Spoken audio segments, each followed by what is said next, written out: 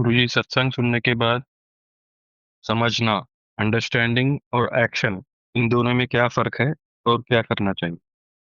सत्संग सुनना तो अगर आप हियरिंग से सुन रहे हो, सिर्फ सुनने मात्र से सुन रहे हो तो कुछ नहीं होगा। जब तक आप इसको गहराई से नहीं सुनोगे, नहीं समझोगे और इस पे चलने का प्रयत्न नहीं करोगे, तब तक कोई इसका प्रभाव नहीं पड़ने वाला। आप सिर्फ सतह पर ही रह रहे हो। सतह से जब अंदर जाओगे ना, तब आपको पूर्ण शांति लगेगी। आप सत्संग का जब वीडियो बन जाता है तो उसको 2-3 बार सुनो। जब अकेले में होते हो तो आपको हर एक शब्द की गहराई तक आप पहुंचोगे। जो नहीं भी समझ में आया आपकी, वो आपको गहराई से समझ भी आ जाएगा। रशिया में एक कहावत है, repetition is the mother of learning. आप किसी भी चीज को बार बार रिपीट करोगे तो वही आपकी लर्निंग हो जाएगी।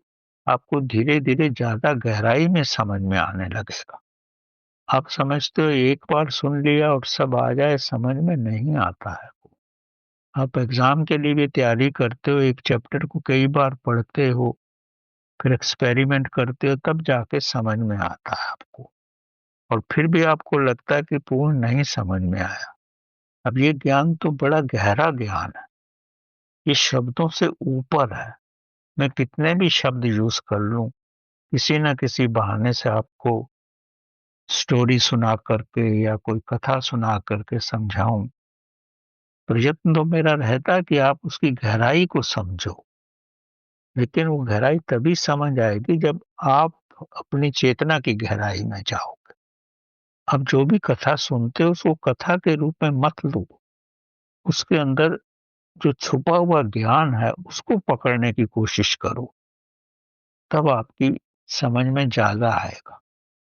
कुछ कथाएं तो बनाई हुई होती हैं, वो कुछ एक वास्तविक होती हैं, वो एक अलग चीज है। मोस्टली तो बनाई हुई कथाएं हैं, ताकि आपको जो वर्चुअल रियलिटी है वो आपकी बुद्धि के गहरे तल पे पहुंच जाए। वो कितने गहरे तल पे पहुंचती है वो आप ही जानते हो। इसलिए बार बार सुनने से धीरे धीरे आपकी समझ में ज्यादा आएगा। और कोई भी पौधा उगने के लिए समय तो लगता है। ये तो है नहीं कि आपने बीज डाला और आपकी पौधा उग गया, ऐसा तो है नहीं। ये सत्संग तो आपके अंदर बीज का कार्य करेगा। फिर बीज को आप पानी दोगे, उसमें खाद डालोगे, उसको संभालोगे, रोज रोज उसका ख्याल करोगे, तो धीरे धीरे पौधा बनेगा, वो बढ़ेगा, फिर उसमें फूल लगेंगे। तब ज्ञान का आपको प्रभाव लगेगा। और असली प्रभाव तभी लगेगा जब फूल आ जाएंगे और फूल की स्मेल आएगी। तब लगेगा कि आपका ज्ञान अब परिपक्व हो गया है। तो ये तो आपके परिश्रम पे है, आपकी धारणा पे है, और आप पर प्रभु की कितनी कृपा है उस पे भी डिपेंड करता है। लेकिन अपना प्रयत्न करो तो भगवान तो जी। कृपा करेगा ही।